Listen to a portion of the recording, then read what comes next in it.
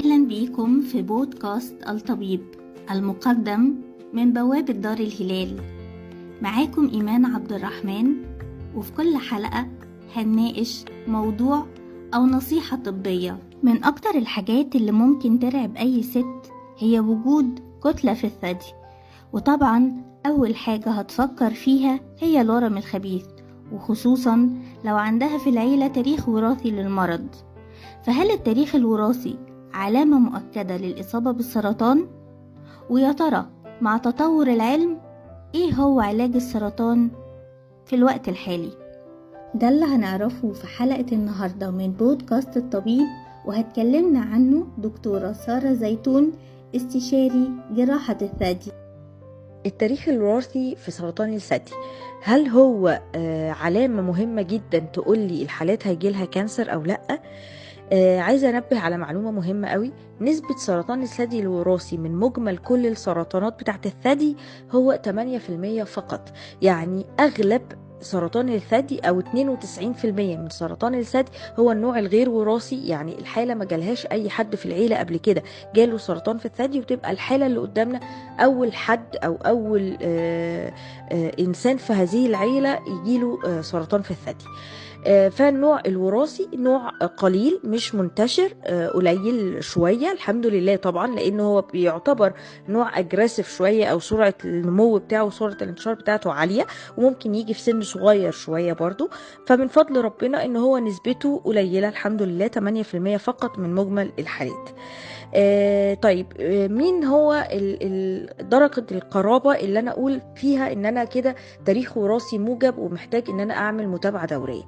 هي الأم، الجدة، الخالات، بنات الخالات، دول كاتيجوري 1، دول أول فئة أقدر أقول عليهم إن تاريخ وراثي قوي.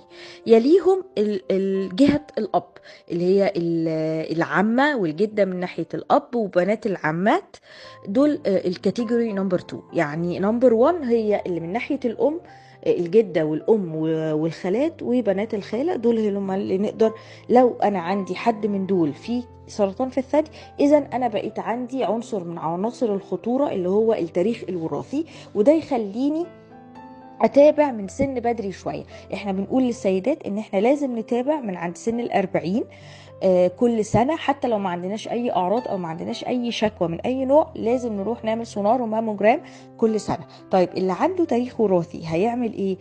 المفروض بالعلم او باي بوك يعني ان احنا بنعمل 10 سنين بدري قبل العمر اللي جالي الحالة.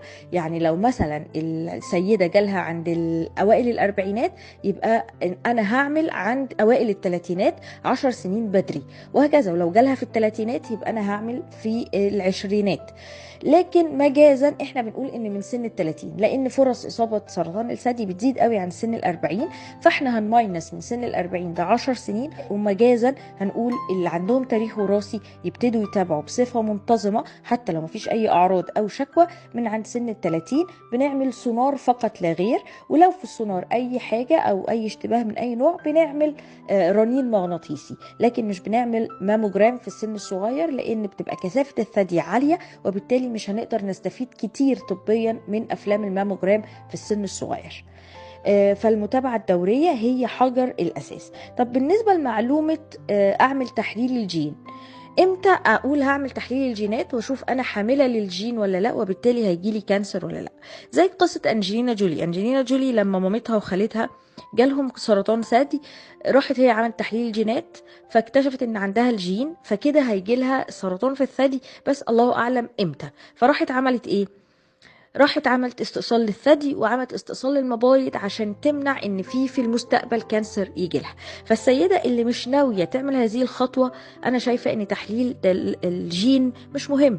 لو انا عملته اكتشفت ان عندي الجين، هل عندنا القدرة او الجرأة هنا في مصر ان احنا نعمل استئصال للثدي والمبايض وهم سلام وما عندهمش حاجة؟ لو احنا عندنا هذا التفكير فاوكي، ممكن نعمل التحليل الجيني، لانه غالي جدا ومكلف جدا وبيتباعد بره مصر يتعمل كمان.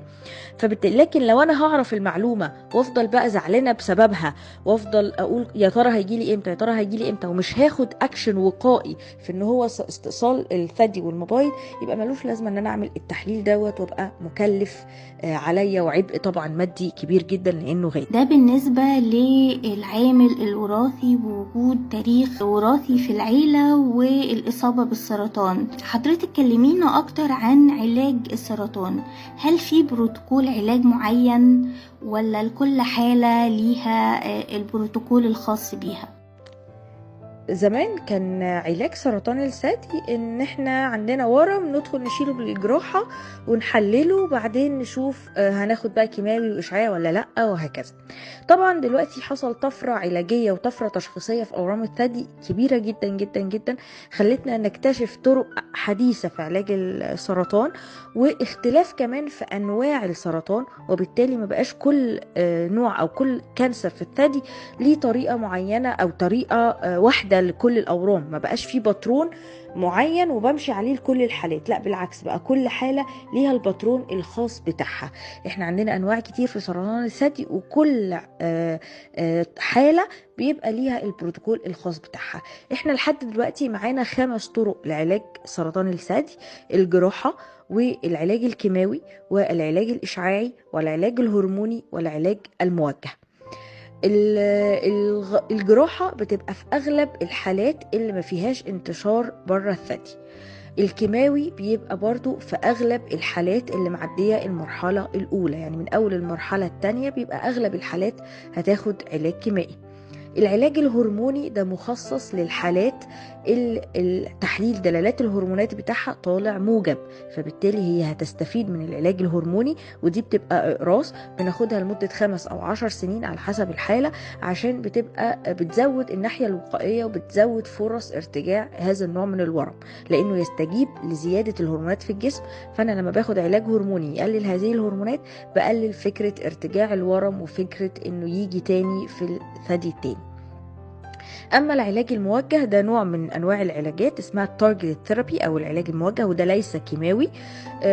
بناخده في الحالات اللي تحليل الهرمونات بتاعها بيطلع HER2 بوزيتيف او الموجه الموجب، فيستجيب للعلاج الموجه، وده نسبته 8% من الحالات، يعني مش كل الحالات بتاخده.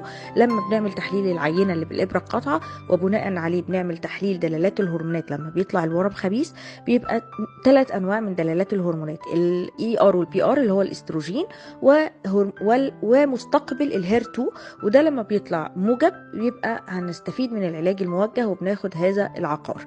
وبتبقى الحالات دي اغلبها او 98% منها لازم يبداوا بالعلاج الكيمائي مع العلاج الموجه قبل الجراحه، مش بعد الجراحه. وعشان كده بنقول انها خطه علاجيه بتتفصل لكل حاله على حسب النوع بتاعها، مش كل الحالات بتمشي على نفس الباترون. الحالات اللي بتطلع هرمون سالب وموجه سالب، يعني بنسميها الثلاثي السلبي، دي حالات برضو لازم تبدا بالعلاج الكيماوي الاول ثم الجراحه.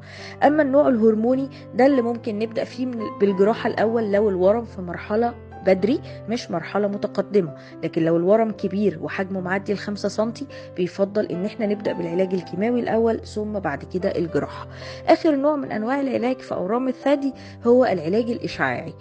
كل الحالات اللي عملت علاج تحفظي، يعني شالت الورم بس وحافظت على الثدي، بيبقى لازم تاخد علاج إشعاعي بعد الجراحة.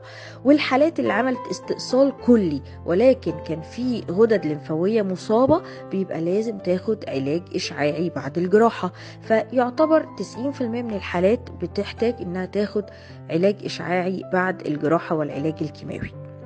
دول كده تلخيص بسيط او مبسط لطرق العلاج في اورام الثدي، ويا رب اكون قدرت اوصلها بطريقة بسيطة ان شاء الله.